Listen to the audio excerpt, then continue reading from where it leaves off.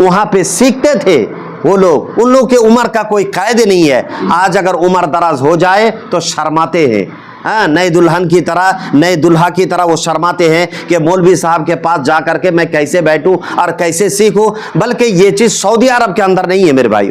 मैंने 12 साल ज़िंदगी में वहाँ पे रहा और मैंने देखा कि नौजवान जो 15-16 साल हाफिज है और वो भी तालीम हासिल कर रहे हैं, रमज़ान महीने में आकर के मस्जिद के इस कोने में अगर बैठते हैं तो बूढ़े बूढ़े लोग आकर के, उसके पास दाढ़ी सफ़ेद हो चुकी है लेकिन आकर के बैठते हैं और कुरान करीम की तालीमात लेते हैं। मैं जो शुरू में गया और इन लोगों को मैंने देखा, देखने के बाद मेरे को बहुत ताज्जुब हुआ कि आखिर क्या बात है, बूढ़े बूढ़े लोग इन नौजवान के पास घेर करके बैठ गए। मैं सोचा कि दर्स उर्स देंगे, मेरे ख्याल से पहली मर्तबा थी। मैंने देखा कि वहाँ पे 2 आयत करीमा वो पढ़ते हैं, फिर 2 आयत करीमा ये, फिर 2 आयत करीमा ये, और सुनाते हैं और वो नौजवान उसकी इस्लाह करते हैं। कितना अच्छा माहौल है, हाँ। इन लोगों को तो देख करके कितना हमको, मेरा दिल बाग बाग हो जाता है, आपका दिल बाग बाग हो जाएगा। तो अल्लाह तबारक व तआला कितना राजी होगा और फरिश्ते उनके लिए कितनी दुआएं करेंगे और दुनिया की सारी चीज़ें। तो मेरे भाइयों, ये रास्ता अहले जन्नत का रास्ता है।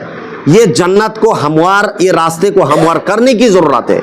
आज हाफिज़ अब्दुल रहमान साहब ने ये जो तालीम और ताल्लुम का सिलसिला जो उन्होंने शुरू किया है, इनको मुबारकबाद देता हूँ कि ऐसी जगह में, ख़ास करके महद से यहाँ से काफ़ी दूर है, मेरे ख्याल से 15-20 किलोमीटर हो जाएगा, है कि नहीं, हाँ, 15-20 किलोमीटर की दूरी पे यहाँ पे ऐसी जगह है कि पसमानदा इलाका देखने में लग रहा है। और ऐसे पसमानदा इलाके के अंदर तालीमी बेदारी लाना ये बहुत बड़ा इनकलाब है, हाँ। इसलिए ये तालीबी इनकलाबी कोई अगर ला रहे हैं तो इसमें हम सबको मिल करके जानी माली कुर्बानी देने की ज़रूरत है। मेरे भाइयों, हाफिज़ अब्दुल रहमान साहब ने एक पौधा लगाया है, एक पौधा लगाया है।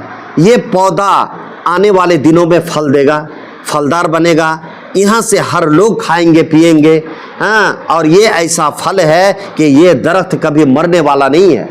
ये दरख्त को जो भी तोड़ने की कोशिश करेगा तो किसी इंसान को उसका इंतकाम लेने की ज़रूरत नहीं है। इंतकाम लेने वाला, बदला लेने वाला अल्लाह रब्बुल आलमीन की ज़ात है। मौलाना अब्दुल मतीन सलफ़ी हफ़िज़हुल्लाह ने जब महदुल उलूम अल इस्लामिया जामिअतुल उलूम अल बुखारी का जब बुनियाद रखे थे, तो मेरे भाइयों, कहने का मतलब है कि आज तो ये पक्का है और टीन का भी है, माशाअल्लाह, नीचे फर्श बिछा हुआ है, बड़ा खूबसूरत है, अच्छा है।